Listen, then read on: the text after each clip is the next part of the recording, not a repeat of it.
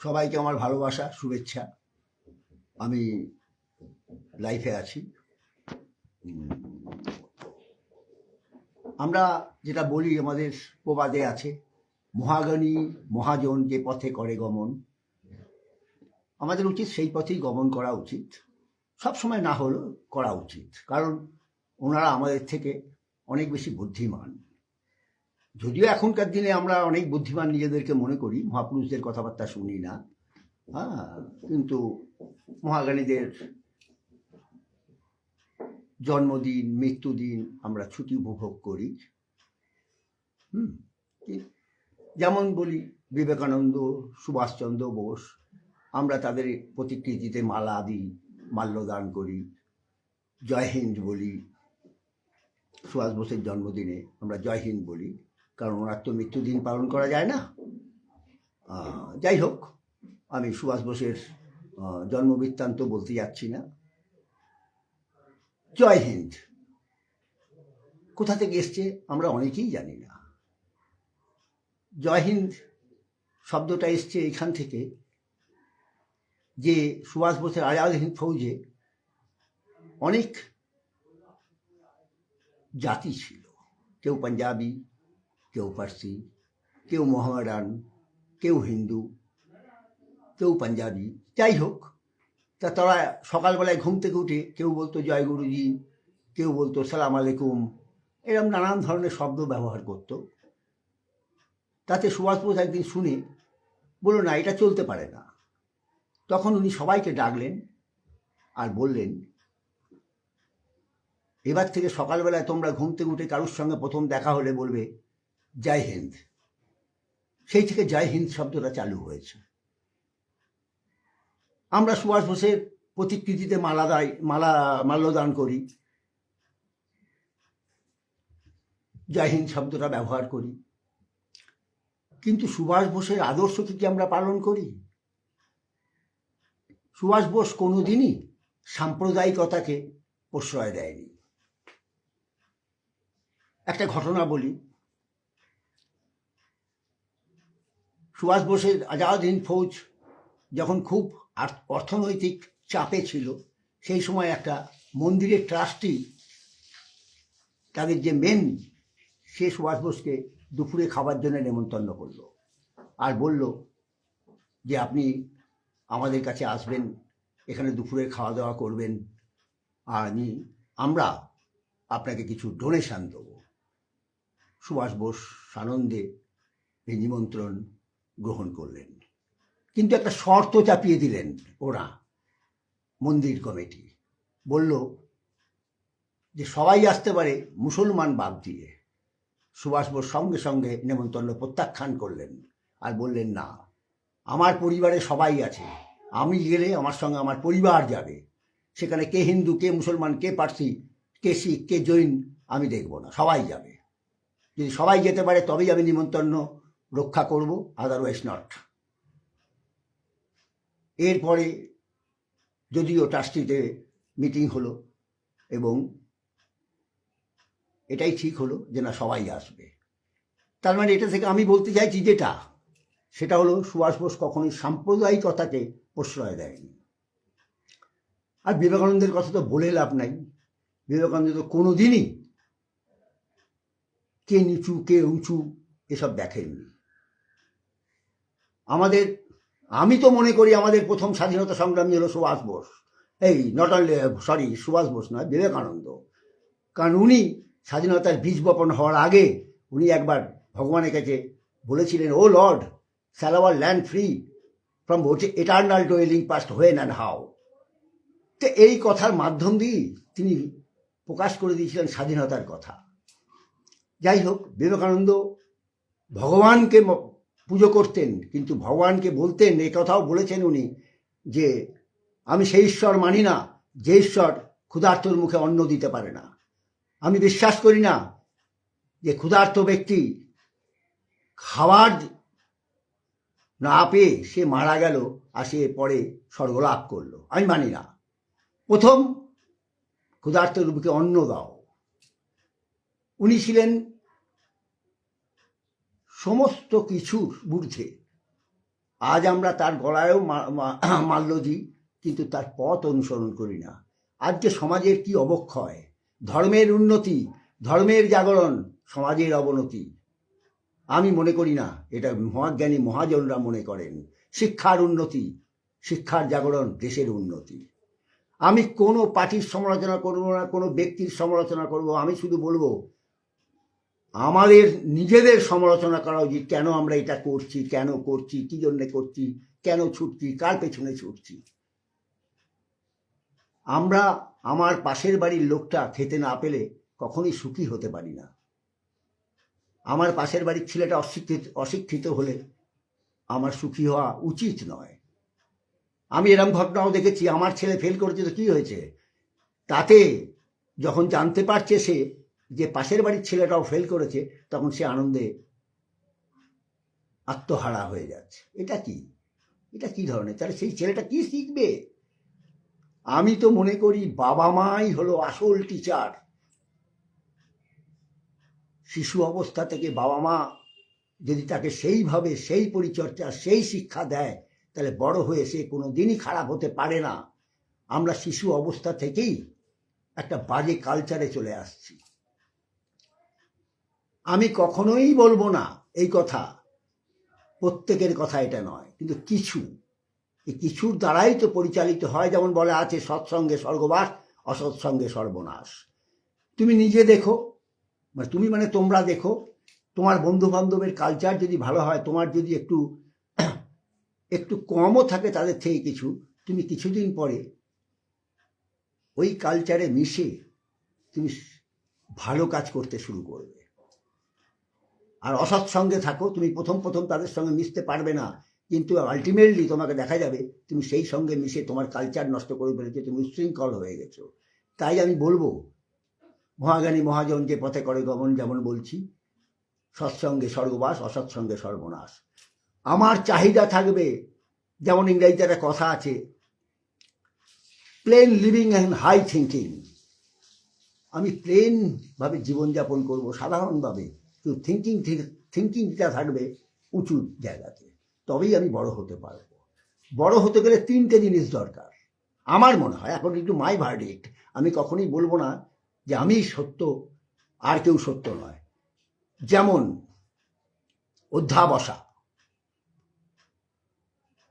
Emotion আর devotion, আর তৃতীয় হলো সংযম। সংযম ছাড়া মানুষ বড় হতে পারে না।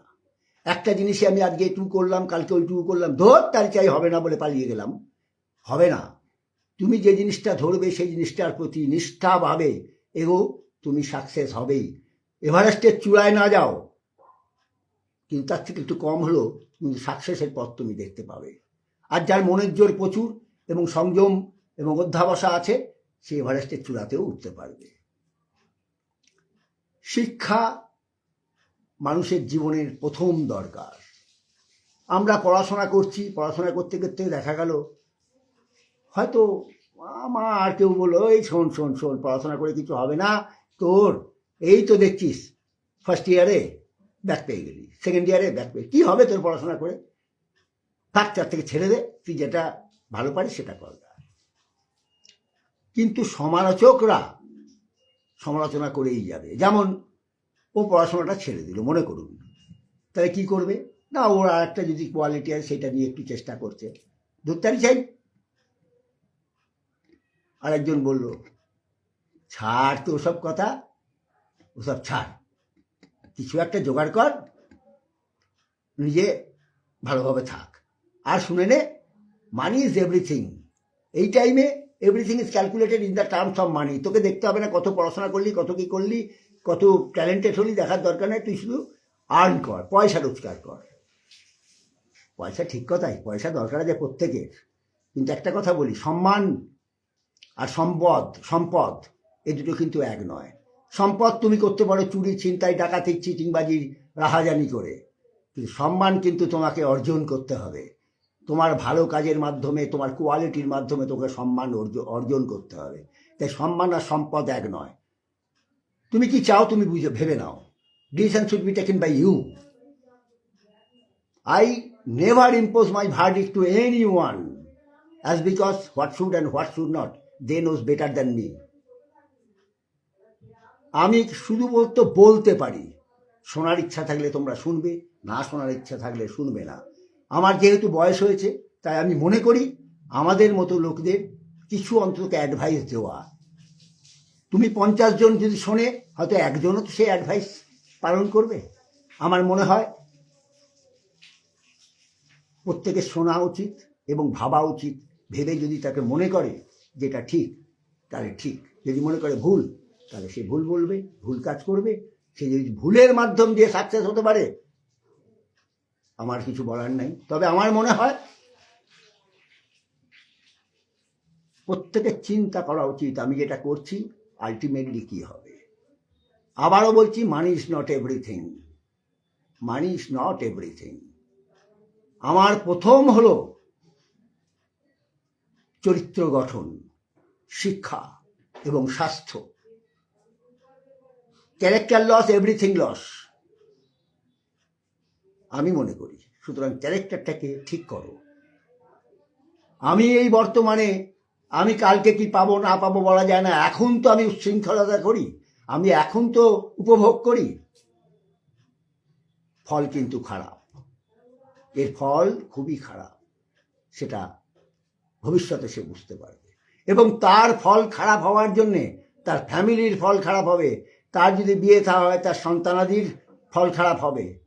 সুতরাং আমার চিন্তা করা উচিত, আমার যা খুশি হোক ঠিক আছে, কিন্তু আমার জন্যে আমার পরিবার বা আমার যে বিয়ে থা হলে আমার যে পরিবার হবে নিজস্ব, সেটা যেন ক্ষতিগ্রস্ত না হয়। আর কি, এর বাইরে আমার কিছু বলার নাই। শুধু বলবো একটাই কথা, যে কখনোই অর্থ প্রত্যেকের দরকার আছে, কিন্তু অর্থের পেছনে ছুটে বেরিও না। আর চালাকির দ্বারা মহৎ কাজ হয় না। বড় কাজ করতে গেলে বড় মন থাকা দরকার। বড় মন না হলে তুমি বড় কাজ কোনোদিন করতে পারবে না।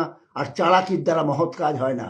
চালাকি করে ফ্লুকে কিছু পেতে পারো, আলটিমেট রেজাল্ট ইজ জিরো।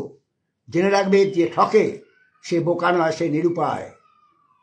আর যে ঠকে, ভগবান তার জন্য একটা রাস্তা বার করে রেখে দেয়, সে সেই খিড়কি দিয়ে বেরিয়ে গিয়ে ঠিক সফলতা পেয়ে যায়। কিন্তু যে ঠকায়, তার জন্য সব রাস্তা বন্ধ। কারণ তার জন্য তাকে ঠকাবার জন্যও কিন্তু আরেকজন বসে আছে। আর সে যখন ঠকবে, সে আর উঠতে পারবে না। আবার শেষ কথা বলে যাচ্ছি, আমি দুজনকে প্রচুর সম্মান করি, ভগবানের থেকে বেশি সম্মান করি। সেটা হলো পিতা মাতা। পিতা হলো সূর্য।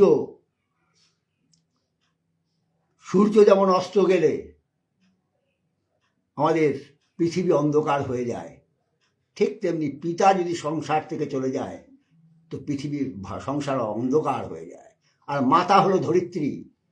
বৃষ্টি, জল, ঝড় সব যেমন মাটিতে পড়ে, পৃথিবীর মাটিতে পড়ে, মাটি যেমন শুষে নেয়, তেমনি মা হলো ধরিত্রী।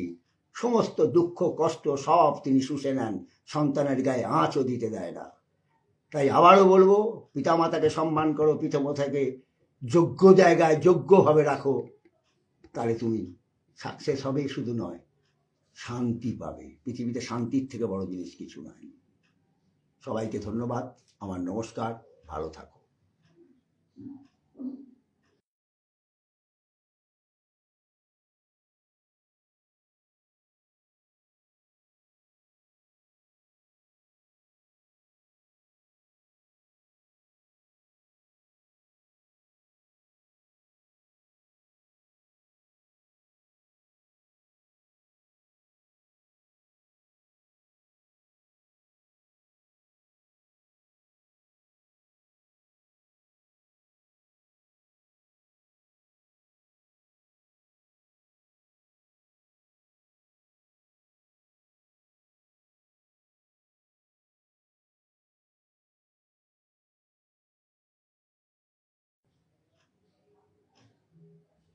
হ্যাঁ, আমি ফিল্ম লাইনে এখনো আছি, কারণ আমরা অভিনয়টাই খুব ভালোবাসি। তো তাই আমাদের মৃত্যুর আগের দিনও পর্যন্ত যদি আমার কোনো কাজ আসে, আমি ডেফিনেটলি করব। আমি ভেরি রিসেন্ট বোম্বে গেছিলাম, একটা ওয়েব সিরিজ করে এসেছি। আমি রিলিজের আগে যখন, তবেই আমি বলবো। তাই আমি এখনো পাবলিসিটি করছি না। আর দ্বিতীয় হলো, আমি আমার ছাত্রছাত্রীরা আছে, তারা অনেক সিরিয়ালে কাজ করছে এবং আমি ফিল্ম লাইনের সঙ্গে যুক্ত আছি। আর আমার কন্ট্যাক্ট নাম্বার আমার প্রোফাইলে গেলেই পেয়ে যাবে। তবু বলে দিচ্ছি 9732092476। আর এই মুহূর্তে আমি কয়েকটা দিন বর্ধমানেই আছি এবং বর্ধমানে কয়েকটা দিন থাকবো। এনিবডি এলস যদি মনে করো আমাকে কন্ট্যাক্ট করতে পারো। আমার দ্বারা তোমাদের যদি কোনো উপকার হয় আমি ডেফিনেটলি করব। বাসন্তী মুভিস আমার মায়ের নামে এবং আমি পয়সার পেছনে ছুটি না। যদি কেউ মনে করে আমার দ্বারা কোনো শিক্ষা দান করা যাবে, অনায়াসে তারা আসতে পারে। আমার দ্বারা যতটুকু হবে আমি ততটুকু করব। ধন্যবাদ।